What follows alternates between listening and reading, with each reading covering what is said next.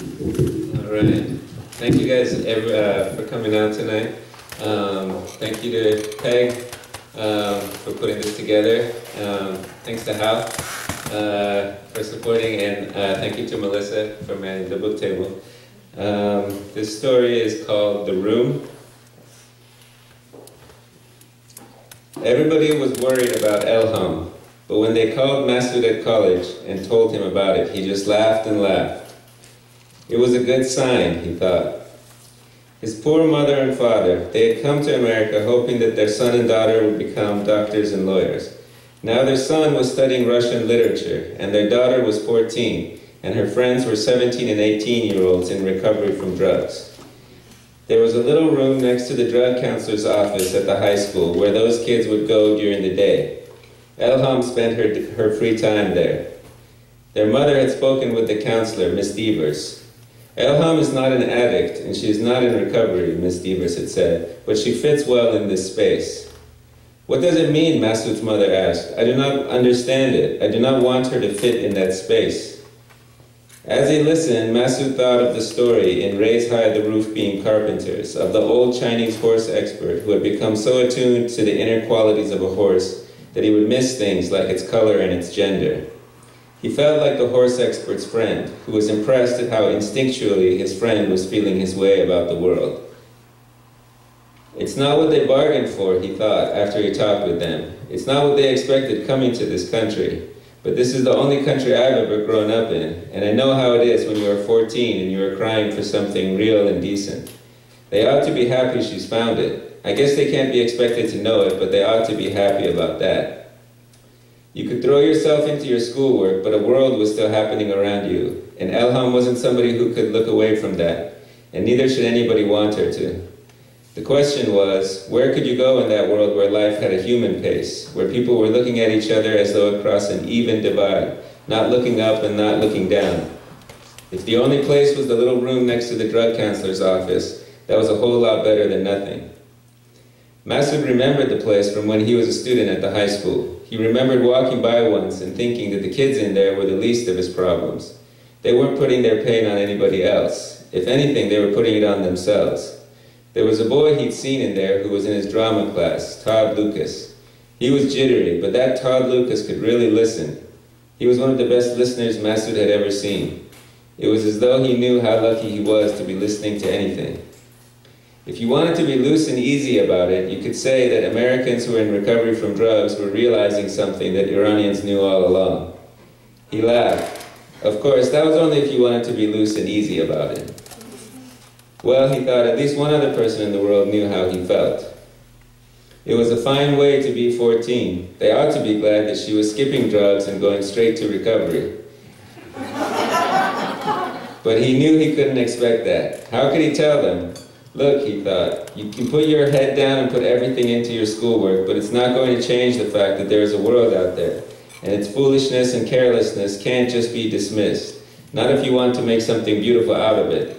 Somehow you have to figure out what you're going to do about all of it, and that was what he wished they could see, that Elham had already started figuring, that she wasn't hiding from that, and there weren't a whole lot of options when you were 14, but a place where everybody was admitting by their presence there that life was a difficult thing, and it took some purposefulness to live it correctly was, all things considered, a good start.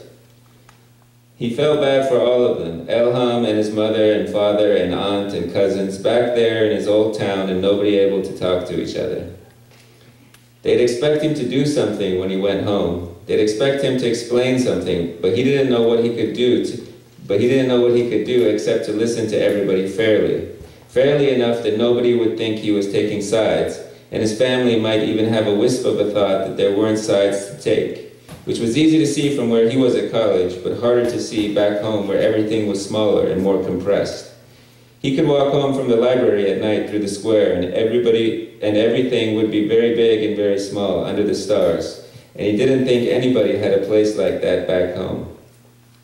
And walking home like that, he imagined himself going home and saying as soon as he walked through the door, everybody's right. Everybody's right because it's crazy for Elham to be spending her time in that room, and it's perfectly reasonable for her to be spending her time there.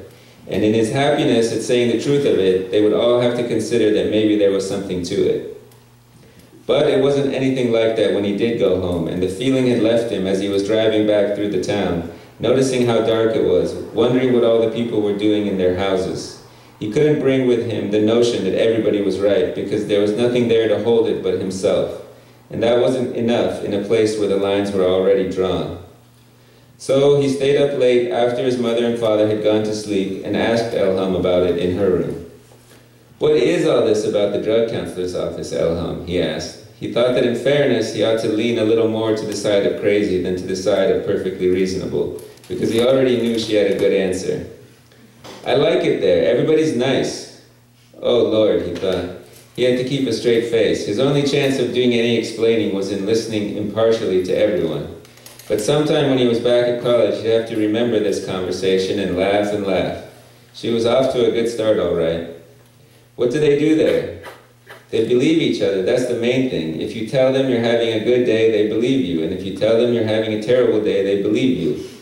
That's one of Miss Deaver's rules about the room, no judgment. You mean to say Masood thought that there is a place in high school where the people are trying not to judge each other? I would have taken drugs if I had known that. Maman said she talked with Miss Devers. Yes, I don't know if it helped. That's a tough one to explain. I know. What about all your friends? I'm still friends with Annie and Kelly, but Lauren and Caroline have changed. Maybe they think I've changed. I don't know. How? They talk about people a lot. They put them into groups. Neither one of them does it as much individually, but when they're together, they do it a lot. What about Annie and Kelly? They both smoke pot. They do? Masood was sure that his face showed that he still thought of them as little kids running around and riding bikes. Elham didn't say anything about it, though. Yes. Did they go to Miss Deaver's room? No, they probably will next year. I hope they do. I've tried to tell them. It was really funny when he thought about it that everybody was worried about Elham when here she was worried about the other kids in her class. Still, she said, I'd rather spend time with people who are high all the time than with people who are talking about other people. Masood laughed. Me too. The funny thing is that sometimes it feels like those are your only options in college, too. Elham smiled. Well, I guess it's good that I'm getting some practice with it then. She was really going to do some things in college, Masood thought. If she kept going at this rate, she was going to come in knowing a lot of what he was just finding out. They talked about other things for a while, books she was reading and teachers she had now whom he remembered, and some stories about the little boy she babysat, until it came back around to where they knew it would, the arguments with her mother and father about her spending time in that room. I'll try to talk with them, Masood said, but it has to not look like I'm taking your side. If it looks like that, it'll push them over the edge. It'll push Maman over the edge for sure. She'll feel like here she is in this country where she doesn't understand either of her kids anymore. They already wish I was studying medicine instead of reading old Fyodor Dostoevsky. So I'm already on shaky ground. So I'll have to listen to her tell me all of her side of it. I'll have to wait till she brings it up, and then I'll listen to her side of it. You have to remember that this doesn't make any sense to them.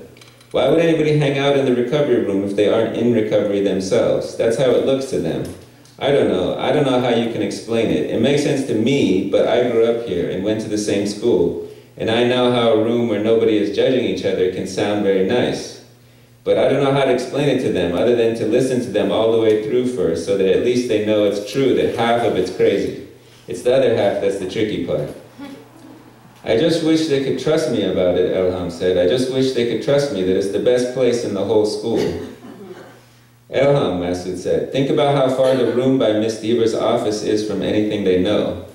It's not, though. That's the thing. Not really. It's just a place where people see each other how they really are and accept it. I know they haven't had a place like that for a long time, but they can remember. They must remember from back home. I'd like to think they must remember from back home, Masood said, but I don't know. They were quiet for a while. Well, Masood said, let me talk to them without any sides to it. Thanks, Masood. He hadn't thought of it as something to be thanked for. It was good for somebody to have a place like that that was honest and decent. It was really good if that somebody happened to be his sister. He wanted to see what would come of the whole thing. She was so much already that he was very excited to see everything she would become.